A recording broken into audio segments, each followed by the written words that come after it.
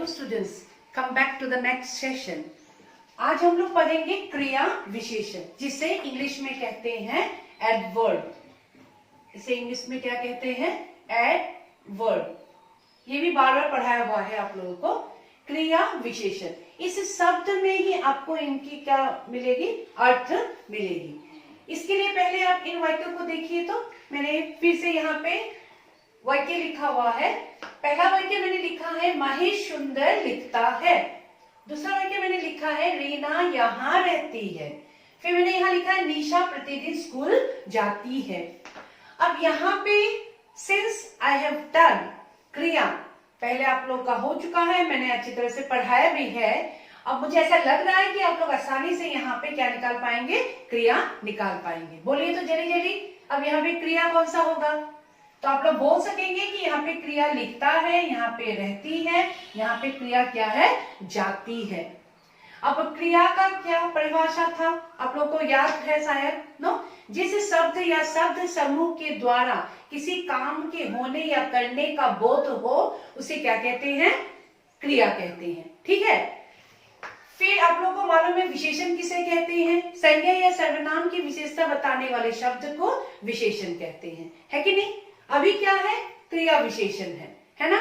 अब क्रिया का जो विशेषण बताएंगे उसे ही क्या कहेंगे? क्रिया विशेषण कहेंगे। इससे पहले आप लोगों को मालूम होना पड़ेगा कि वाक्य में क्रिया कौन सा है। ठीक है। अब देखिए यहाँ पे ये क्रिया है। अब क्रिया के पहले ही क्या है? ये शब्द क्या है? सुंदर, नो? ये जो विशेषण शब्द होते हैं ये बहुत सुंदर सुंदर शब्द होते हैं।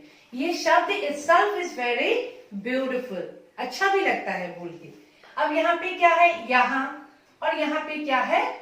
प्रतिदिन। देखो अभी मैं आप लोग को बताती हूँ। अब यहाँ पे हमें जब हम लोग क्रिया के बारे में पढ़ेंगे तो महेश, रीता, निशा ये सब क्या हो गया है? कर्ता हो गया है। ठीक है। अब इन लोग काम को कर रहे हैं तो क्रिया क्या है? लिखता है। तो महेश लिख रहा है। कैसे लिख रहा है? सुंदर लिख रहा है। तो क्रिया के बारे, काम के बारे में बोल रहे हैं, क्रिया के बारे में बोल रहे हैं। ठीक है। कैसे लिख रहा है? सुंदर लिख रहा है। तो सुंदर इसकी क्या हो गई है? विशेषता हो गई है। इसलिए ये सुंदर अब क्या हो जाएगा? क्रिया विशेषण हो जाएगा। ठीक है। अब यहाँ पर भी यहाँ क्रिया विशेषण है, यहाँ पर भी प्रतिदिन क्रिया विशेषण है। सो इन तीनों वाक्यों में पहला वाला सुंदर, फिर यहाँ, फिर प्रतिदिन, ये सब शब्द क्या है? क्रिया विशेषण है। अभी हम आएंगे इनकी परिभाषा पर। ठीक है। अब देखिए बच्चों, मैंने यहाँ पे परिभाषा लिखा है क्रिया विशेषण की। ठीक है। इसके पहले आपको क्रिया का परिभाषा जानना बहुत जरूरी है। आप लोग को याद भी होगा क्रिया क्या है? जिस शब्द या शब्द समूह के द्वारा किसी काम के होने या करने का बोध हो, उसे हम क्या कहते हैं? क्रिया कहते हैं। ओके। जिस शब्द या शब्द समूह के द्वारा किसी काम के होने या करने का बोध हो, उसे हम क्या कहते हैं? क्रिया कहते हैं। अब हम आएंगे क्रिया विशेषण। अब यहाँ पे देखिए आप, जिस शब्द से क्रिया विशेषण या दूसरे क्रिया विशेषण की विशेषता प्रकट हो, उसे क्रिया विशेषण कहते हैं। अब मैंने यहाँ पे उदाहरण भी लिखा हुआ है। अब उदाहरण में देखने से और अच्छी तरह से आप लोगों को समझ में आएगा। राम धीरे धीरे टहलता है। राम टहल रहा है, अब वो कार्य को कर रहा है। अब वो कैसे कार्य को कर रहा है? वो धीरे धीरे टहल रहा है। अब ये धीरे धीरे क्या हो गया? क्रिया विशेषण हो गया। ठीक है। ये क्या हो गया? क्रिया विशेषण हो गया। फिर यहाँ पर देखिए तो वह बहुत धीरे चलता है। अब यहाँ अगर आप देखेंगे, चलता है क्रिया है। ठीक है। ये क्या है? क्रिया है। अब वो कैसे चल रहा है? अब यहाँ पे आपने दो शब्द देखे हैं और दोनों ही चलता का क्या कर रहे हैं? विशेषता बता रहे हैं, है कि नहीं?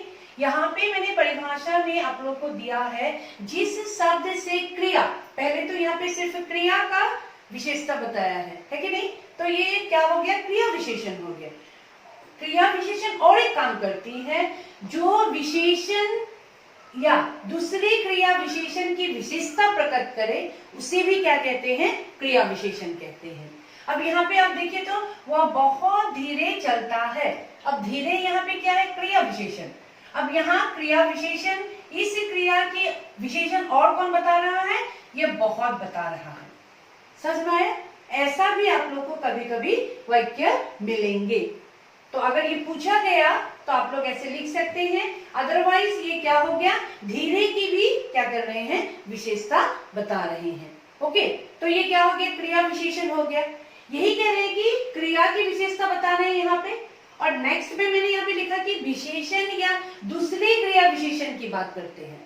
ठीक है, ये एक क्रिया विशेषण है और ये दूसरा क्रिया विशेषण इस क्रिया विशेषण की क्या कर रहे हैं? विशेषता बता रहे हैं। तो यहाँ पे क्या होगा? वह बहुत धीरे चलता है। तो धीरे यहाँ पे क्रिया विशेषण हो गए। ठीक है, अब नेक्स्ट वाक्य में आएंगे, रानी मधुर गाती है।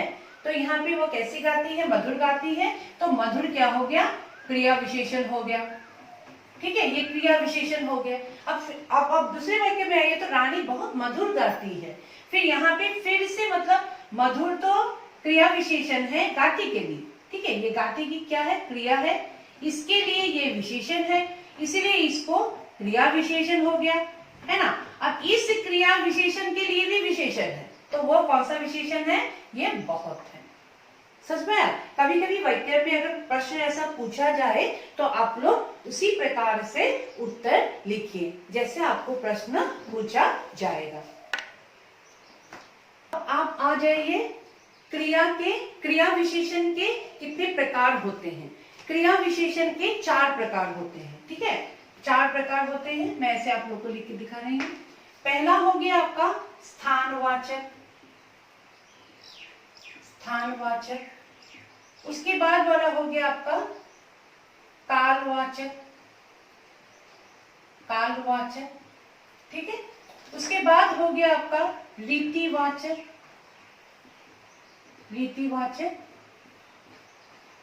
और चौथा वाला है परिमाणवाचक। ये शब्द के अनुसार ही आप लोगों को क्या लिखना है? इसका परिभाषा लिखना है। ठीक है, अभी देखिए तो स्थानवाचक, जिससे मतलब काम के होने का स्थान के बारे में जाना जाए उसे क्या कहेंगे? हम लोग स्थानवाचक कहेंगे। और जिससे काम के होने के काल के बारे में जाना जाए तो उसे हम क्या कहेंगे? कालवाचक कहेंगे। और जिससे क्रिया के रीति के बारे में जाना जाए तो उसे हम क्या कहेंगे? रीतिवाचक कहेंगे। और जिस क्रिया विशेषण से हमें परिमाण के बारे में हम लोग जानेंगे उसे हम क्या कहेंगे? परिमाणवाचक कहेंगे। परिभाषा को अच्छी तरह से देख लीजिए। इनके 4 प्रकार होते हैं। स्थानवाचक, जिससे क्रिया के होने का स्थान जाना जाए, जैसे यहाँ, ऊपर, दूर आदि। कालवाचक, जिससे क्रिया के होने का समय जाना जाए, जैसे अब, दिन भर, पहले आदि। रीतिवाचक, जिससे क्रिया के होने की रीति जानी जाए, जैसे जल्दी, बार बार, अचानक आदि। परिमाणवाचक, जिससे क्रिया का परिमाण जाना जाए, क्रिया का परिमाण जाना जाए। यही 4 प्रकार है। पहला वाला स्थानवाचक है, स्थान के बारे में मालूम चलना है तुमको। रीना का घर यहाँ बना है। फिर आप लिख सकते हैं अब, दिन भर, पहले। अब यहाँ से कालवाचक, समय के बारे में, जिससे क्रिया के होने का समय जाना जाए। तो तुम्हारे माताजी घर में रोज क्या करते रहते हैं कि बेटा दिन भर खेलता रहता है ना। बेटी दिन भर टीवी देखती है। सो देखती, उनके लिए दिन भर क्या हो गया? क्रिया विशेषण हो गया, है ना। तो उसी प्रकार से रीतिवाचक, जिससे क्रिया के होने की रीति जानी जाए, वो बार बार क्या करोगे? एक वाक्य बनाओ तो बार बार जहां पे तुम्हें क्रिया विशेषण होना है, अपने मन में सोचो। ये बहुत जरूरी होता है कि वाक्यों को अपने दिमाग में सोचना है कि नहीं? तभी मतलब हर चीज को आप लोगों को क्या होता है? Clearly you can keep in your mind. इसलिए आप जब भी आप लोग को किसी भी चीज को पढ़ते हैं तो उसमें वाक्य बनाने के लिए कोशिश करना चाहिए, है ना। तो आप यहाँ पे क्या क्या कर सकते हैं अभी बोलिए तो, क्या लिखना है? क्रिया के लिए बार बार से आपको क्या बनाना है? क्रिया विशेषण बनाना है, एक वाक्य बनाना है उसके लिए। नो, पिताजी बार बार अखबार पढ़ते हैं, आप लोग लिख सकते हैं। फिर परिमाणवाचक, जिससे क्रिया का परिमाण जाना जाए, जिसमें कम, अधिक, काफी आदि होगा, ऐसे वाक्य में जिसमें क्रिया की परिमाण जाना जाए, जैसे गेहूं काफी है, ऐसा।